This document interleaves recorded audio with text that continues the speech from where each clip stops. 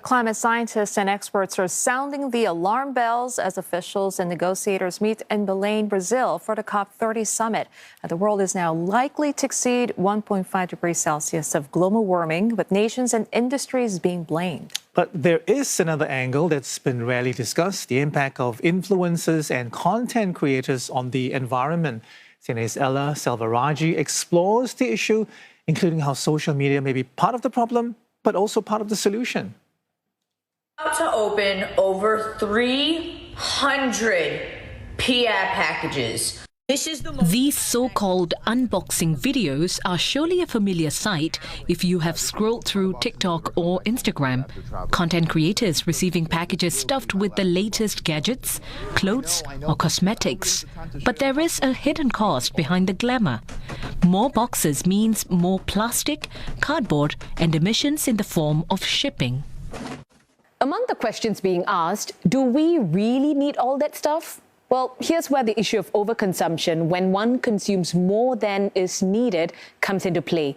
The Institute for Energy Economics and Financial Analysis reports that overconsumption is one of the primary indirect drivers of climate change. And some say the advent of social media and, by extension, content creators and influencers have made the problem worse through the creation of package waste. The issue is that a large proportion of these products contain plastic. For example, with K-beauty or with makeup, there's a large proportion of plastic in the creation of these products.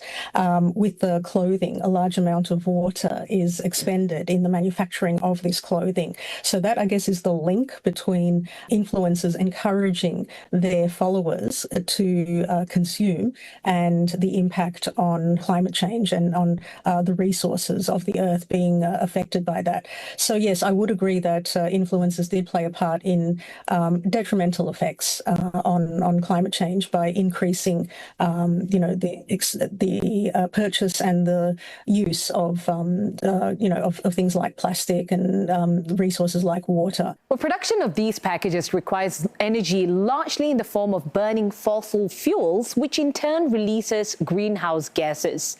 And there's also the issue of transportation, with these packages being sent by land, air and sea, contributing to carbon emissions.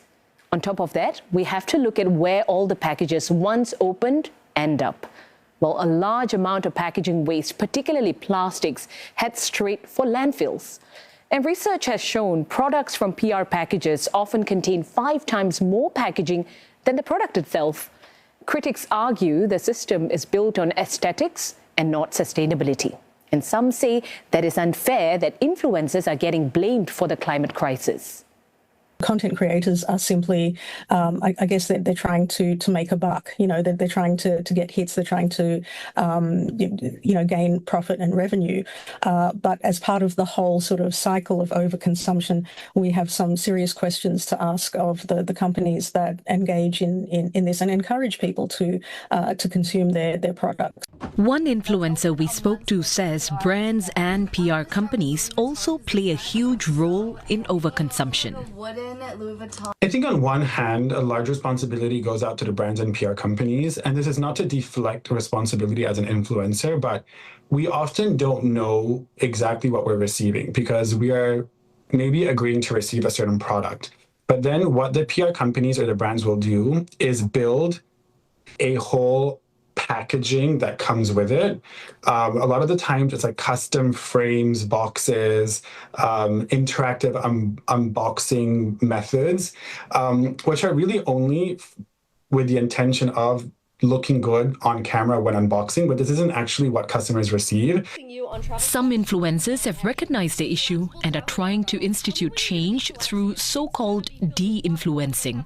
Welcome to your weekly de-influencing video where I talk some sense into you and de-influence you out of buying things that you don't need because... The counter trend has grown in recent years where influencers, instead of urging their followers to buy more, are calling on them to rethink their purchases and ask the question, do I really need to buy this? The hashtag de-influencing has racked up millions of views on apps such as TikTok and Instagram, with influencers singling out overhyped products, unsustainable consumption habits, and wasteful packaging. I definitely think it's an important movement, and I don't think it's just a fad that's going to go away, because overall, social media influencing has been built on the idea that you must shop and buy, and what is the next thing you're going to shop for and buy. So as a culture, I think it's valuable what they're doing because it's reminding people that you don't need to constantly be buying and shopping. If we're talking about the label de-influencing, I think eventually, hopefully, it will not be a label anymore because it will become the norm. As the world looks for ways to address the climate crisis, the push for sustainable influence may be the next crucial step in the fight against climate change. Influencers with their millions of followers arguably helped build a culture of overconsumption. And it is with these millions of followers that they can also make a positive impact on sustainability efforts.